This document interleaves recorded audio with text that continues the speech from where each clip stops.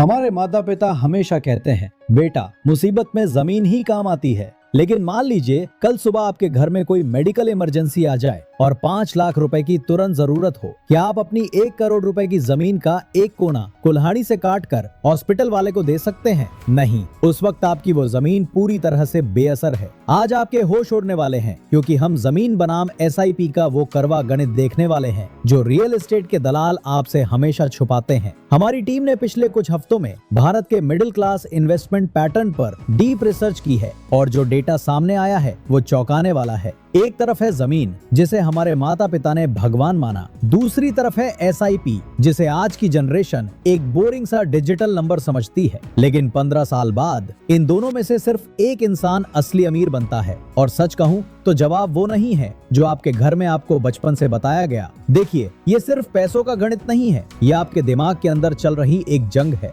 हमारा दिमाग उस चीज को ज्यादा भरोसेमंद मानता है जिसे हम छू सके, देख सके। जमीन का एक टुकड़ा हमें परमानेंट सिक्योरिटी का एहसास देता है, जबकि मोबाइल स्क्रीन पर दिख रहे SIP के यूनिट्स सबकॉन्शियसली काल्पनिक लगते हैं, जैसे वो पैसा असली है ही नहीं। तो यहीं से शुरू होते हैं दो रास्ते। अगर आप रास्ता A चुनते हैं, आप सिस्टम को फॉलो करते हैं, आप हर महीने बिना रुके एक फिक्स्ड अमाउंट अलग रखते हैं। मार्केट गिरे या चढ़े, आप इमोशनल नहीं होते, आप सिर्फ डिसिप्लिन में भरोसा रखते हैं। अगर आप रास्ता B चुनते हैं, आप इमोशन में बहकर एक बड़ा फैसला लेते हैं, एक झटके में अपनी सारी सेविंग्स एक टेंजिबल एसेट में डाल देते हैं, ये सोचकर कि अब आप टेंशन फ्री हो गए, पर असल में आपने अभी अभी एक नई छुपी हुई टेंशन खरीदी है। दोनों की सैलरी एक जैसी, दोनों का सपना एक जैसा, लेकिन 15 साल बाद इन दोनों के बीच की दूरी करोड़ों में होगी। सन 2013 का वो दौर याद कीजिए। दिल्ली NCR में रियल एस्टेट अपने पीक पर था। गुड़गांव, नोएडा एक्सटेंशन जैसे इलाकों में लोग कतार लगाकर प्लॉट और फ्लैट बुक कर रहे थे। हर कोई यही मान रहा था कि कीमतें बस बढ़ती ही रहेंगी। लेकिन फिर क्या हुआ? अगले 8 से 9 साल यानी 2013 से लेकर लगभग 2021 तक NCR के कई बड़े इलाकों में प्रॉपर्टी की कीमतें या तो फ्लैट रही या गिर गईं। जिन लोगों ने कभी न गिरने वाले एसेट में पैसा लगाया था, वो एक दशक तक अपने ही पैसे में फंसे रहे। अब इसी दौर में दुनिया के सबसे समझदार इन्वेस्टर्स क्या कर रहे थे? वो प्रोडक्टिव, कमाई करने वाले बिजनेस में पैसा लगा रहे थे, ऐसे एसेट्स में जो खुद ग्रो करते हैं, खुद कमाते हैं। उनका नजरिया सीधा था, कोई भी बड़ा एसेट सिर्फ इसलिए अच्छा नहीं होता क्योंकि वो दिखता बड़ा है, वो अच्छा तब होता है जब वो लगातार वैल्यू जनरेट करे। यही वो सीक्रेट है जो हमारे मिडिल क्लास घरों की बातचीत में कभी नहीं आया। तो अब सवाल ये है, जब आगे हम असली नंबर्स पर आएंगे, तो क्या रास्ता A सच में उतना ही फायदेमंद निकलेगा जितना दिख रहा है? और रास्ता B की असली कीमत आपको कब पता चलेगी? चलिए अब इमोशन को साइड में रखते हैं और सिर्फ नंबर्स पर आते हैं। मान लीजिए आप 25 लाख रुपए की एक जमीन खरीदने निकलते हैं। लेकिन रुकिए, क्या आपको पता है डील फाइनल होते ही आपकी जेब से सिर्फ 25 लाख रुपए नहीं जाते। औसतन 6.5% स्टैंप ड्यूटी, 1% रजिस्ट्रेशन फीस और कम से कम 2% ब्रोकरेज,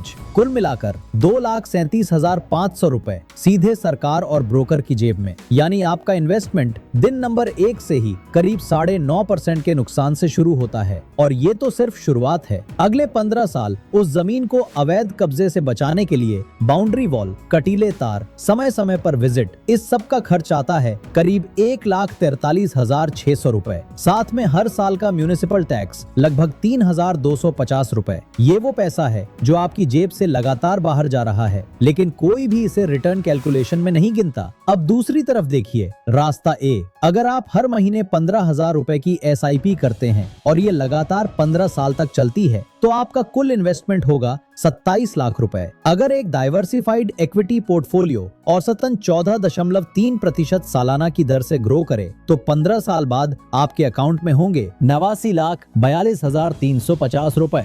अब एक और चीज है जो 99% लोग कभी कैलकुलेट नहीं करते। अगर आपकी जमीन में कोई पारिवारिक विवाद या टाइटल का कोई पेचीदा मसला निकल आए, तो भारत में एक औसत प्रॉपर्टी डिस्प्यूट कोर्ट में सुलझने में लगभग 6 से 8 साल लग जाते हैं। सोचिए, आपकी 15 साल की प्लानिंग में से आधा वक्त सिर्फ कोर्ट के चक्कर काटने में निकल सकता है। और अगर बात करें अपॉर्चुनिटी कॉस्ट की, यानी वो पैसा जो आपने जमीन में लॉक कर दिया, वो कहीं और लगता तो क्या होता, वही 27,37,000 रुपए अगर आप शुरुआत में ही एक बार में इंडेक्स फंड में डाल देते और उसे 15 साल तक सिर्फ पड़ा रहने देते बिना कुछ किए, तो 12% के कंजर्वेटिव सालाना रिटर्न पर भी वो रकम बनती 1,49,86,420 रुपए। यानी सिर्फ पैसा रखने भर से जो अमाउंट बनता वो आपकी जमीन की उम्मीद से भी ज्यादा है, बिना बाउंड्री वॉल, बिना टैक्स, बिना कब्जे की टेंशन के। अब बात करते हैं महंगाई की, क्योंकि नंबर बड़े दिखते हैं पर असली सवाल ये है 15 साल बाद ये पैसा खरीद कितना पाएगा।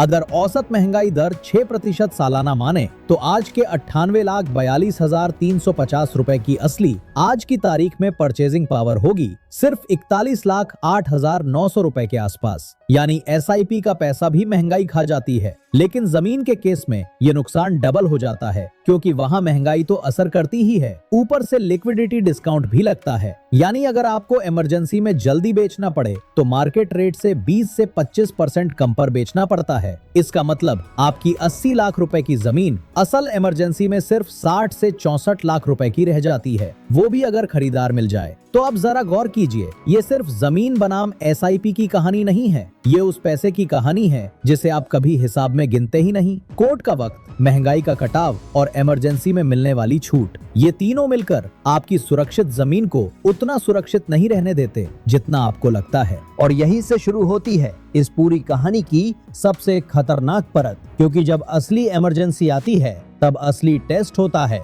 कि आपका पैसा असल में आपके लिए काम कर रहा है या आप उसके लिए। और आगे हम आपको एक ऐसा सीन दिखाने वाले हैं साल 2038 का, जहां एक इंसान अपनी करोड़ों की जमीन के साथ बैंक के बाहर खड़ा गिड़गिड़ा रहा होगा। लेकिन उससे पहले एक आखिरी लेयर बाकी है, जो शायद इस पूरे वीडियो की सबसे जरूरी बात है।